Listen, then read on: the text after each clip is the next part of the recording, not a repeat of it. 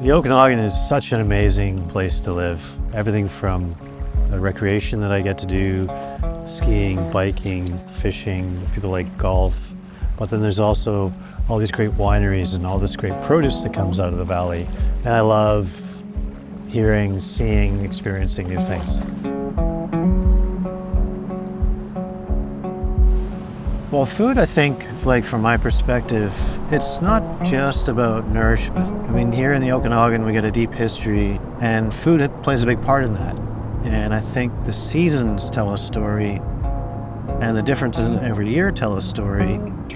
And sort of my job and how I feel about it is for me to use local ingredients when they're in season and portray that history and portray that story through the food that I make. So I'm going to have the opportunity to meet with the Okanagan Band member Justen Peters to really learn about the history of how his people built their culture and survived in this valley. Well, welcome, Mark. My name is Justen Peters. My traditional name is Untitled, and we're on the unceded territory of the Okanagan People. This land is a beautiful, sacred place, and it's appreciated by all who lay eyes on it.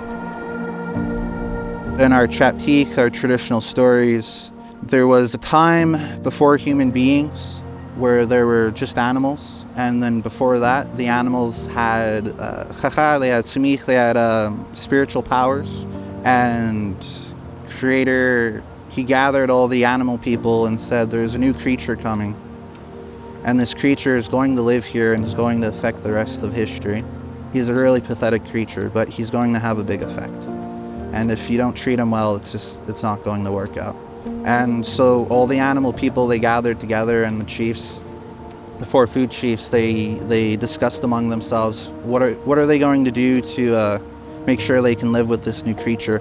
Justen Peters, he decided, you know what, to help this new creature on behalf of myself and all the people, all the other animal people I look after, I'll lay my life down, and the people to be, they can use our people, our animal people, for food and for shelter and for tools to help them.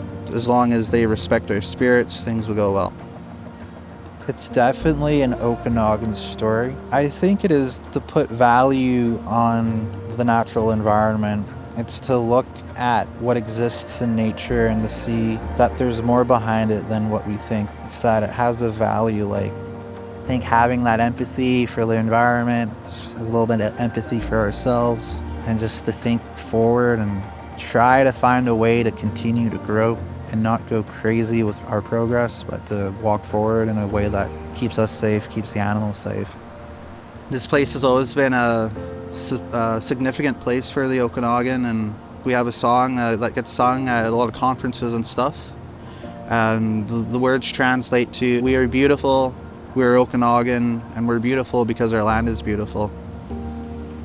The way that the traditional food, how fast-acting it is to make you feel better. It just tastes like good food. Mm-hmm. Good for you. Yeah.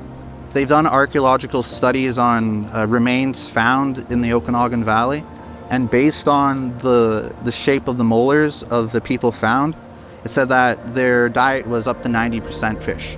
Wow. So we were fish people. Yes. Really important.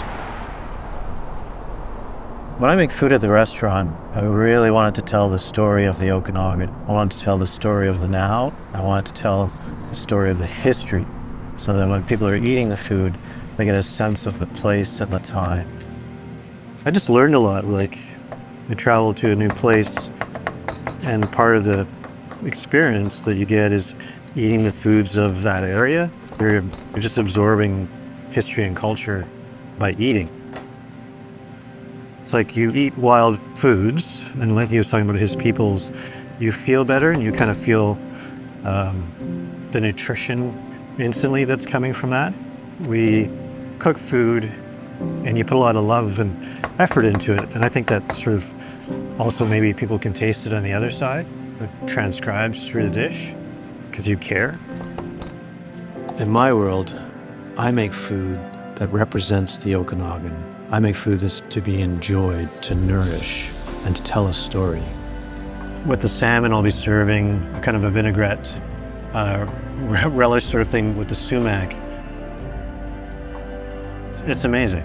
It's a playground of food and flavors. And I think food's best enjoyed with family and friends. We all slow down, sit down together, and enjoy what the Okanagan has to offer. If they come away and they can kind of tell that story when they go back home, how great the ingredients were, the wines, the people, how beautiful the valley is, then they become sort of a spokesperson for the valley, for the restaurant. Every dish I create, I hope, is another way to remember this place.